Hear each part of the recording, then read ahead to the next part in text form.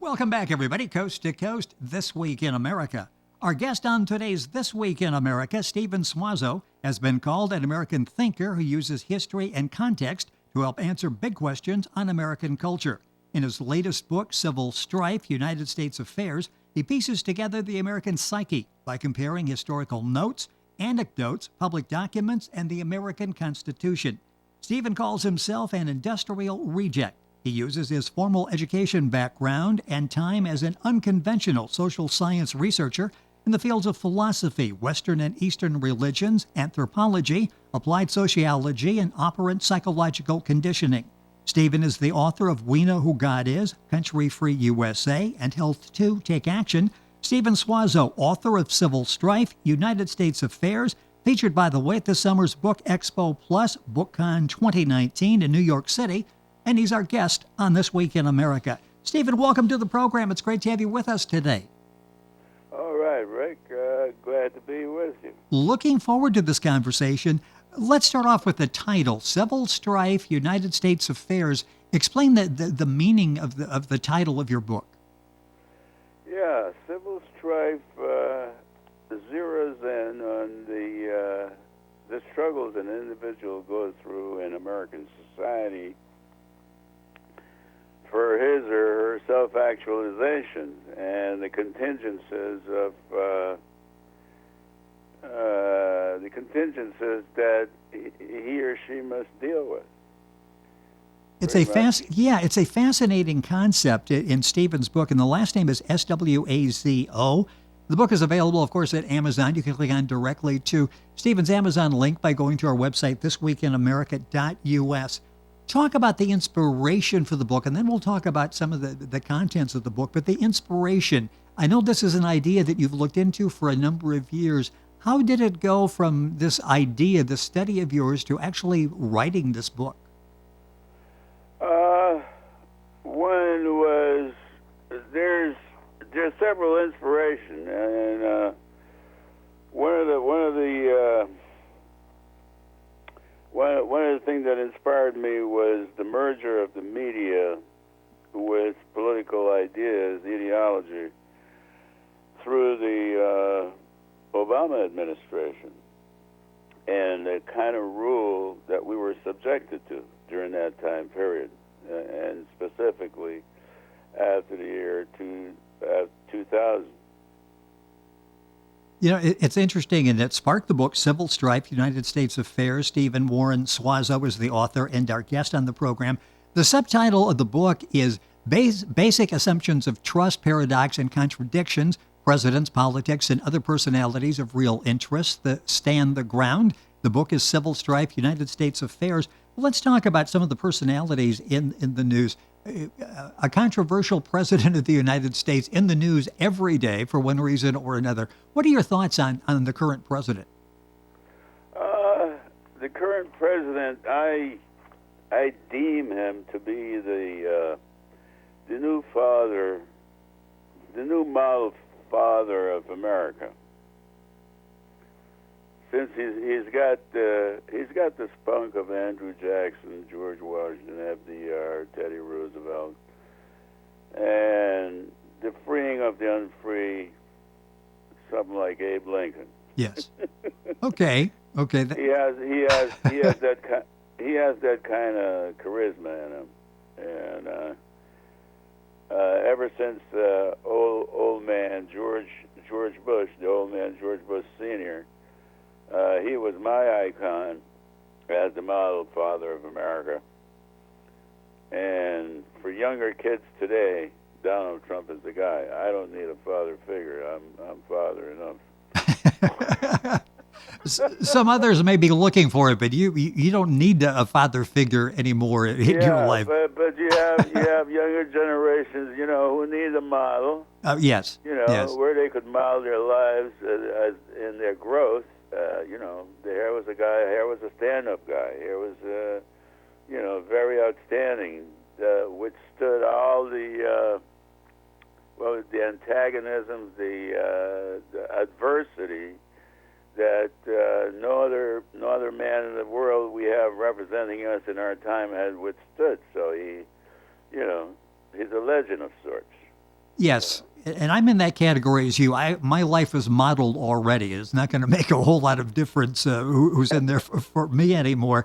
How do you Yeah. deal with national security? And I find that interesting. Talk about your thoughts on that, and where should the focus be? Because it's something that's becoming more and more prominent in the news these days. Uh, the national security is really preponderant in each individual and how he or she conduct their affairs. The various the various roles we must play to get where we want to go, and and when we take that up, we must make sure that our relationship with just about every other person be just. Yes. And as such, and by doing so too, we have to maintain eternal vigilance. It is demanded of every one of us in upholding and maintaining our health and the peace around us, prevailing peace around us. With us on the program, Stephen Swazo, that's Swazo, author of the book Civil Strife, United States Affairs, a unique historical perspective and a lot of the issues that we're dealing with on an ongoing basis here in the country and people are dealing with throughout the world. Some interesting thoughts on education as well. Share some of those with us because it really sort of puts things in a historical perspective as you're outlining your thoughts in the book. Yes, I view I view education as something compulsory, and education is and should be Education is continuous self-discovery and self-mastery. Doing research by picking up a book to read out of curiosity or to fill the vacuum of the idle brain with something worthwhile or intellectually stimulating, we're still moving forward, and by doing so, we discover keys to unlock our imprisoned minds. We find keys to unlock doors that were where our mind were imprisoned or misled. And this is how I feel about education. It must be continuous, Yes.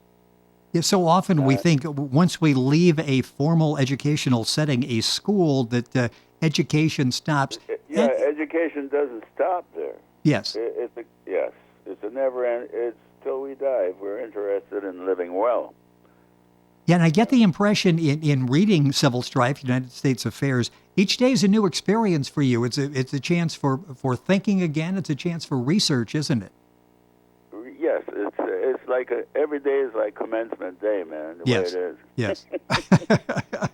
Just when you think you know it all, the next day comes and you put things a little better in perspective. Yes, sir. That's the way it is. Stephen Swazo, our guest, Civil Strife, United States Affairs, his book available at Amazon. Let's talk about something that's, again, been in the news, and that's what's so interesting about the book. You deal with topics that we're all talking about every day, and that's race, not only in the United States, but the world race as well. What are some of your thoughts on race? Well, the word race emerged from, if you could recall, Darwin's Origin of Species. That's my background for the word race. Yes. And Darwin used this word race to a dog is a race, a cat is a different race, a mule is a different race. Humans are a different race. And so the word race, it is the most meaningless, exploited word in American social and political relations. Because it obscures our oneness and humanness as a species. Now, we use the word ethnic group. We're really on target, and we can also individuate. We should also individuate.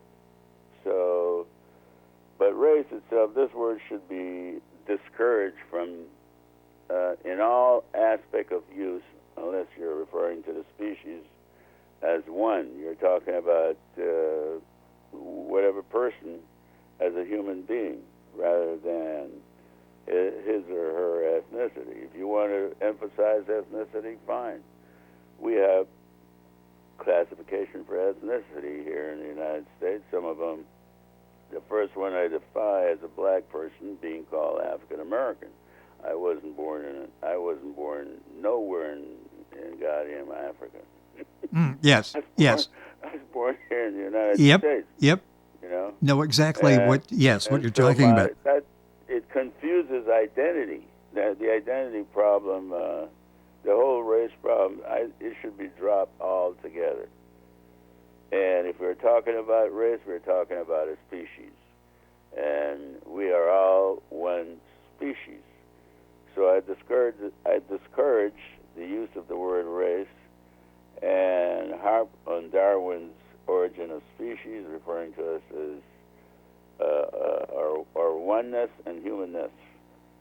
What about white supremacists? That's something that has, and again, so much of what you deal with in your book, Civil Strife, United States Affairs, are issues that we're reading about and hearing about every day. White supremacists, what are your thoughts on that group? Okay. As far as white supremacists are concerned, they're no different than black, brown, or yellow supremacists who happens to be everywhere in our society, but are not regarded as such. They're carrying on as socially acceptable. These people have hang-ups big time. Inferiority complexes, hopelessness, chronic alienation from mainstream society, and the lack of meaning in their social lives. One way of solving this problem is to merge themselves with a grouping that satisfies their hunger for wholeness. And this is what whatever supremacists, because an ethnocentric group always believe itself to be superior to any other group. So this is my feelings about this, whatever supremacists might crap up, whether regarded, noted as such or not, but they're with us in our, in our TV programming, Yes. day in, day out. But we don't regard them as such, unless you could see through the. It takes a very keen mind, to see through what is being presented to us. And the world of vision and theater disguise that pretty much. Our hypnosis are really there. That's where we're hypnotized. Well, you have a keen mind, and you're sharing your thoughts in the book Civil Strife, United States Affairs. Stephen Swazo, that's Swazo. The book is available at Amazon. Link on directly by going to our website, thisweekinamerica.us. You talk about citizens on the run as well. Give us some of your thoughts on that.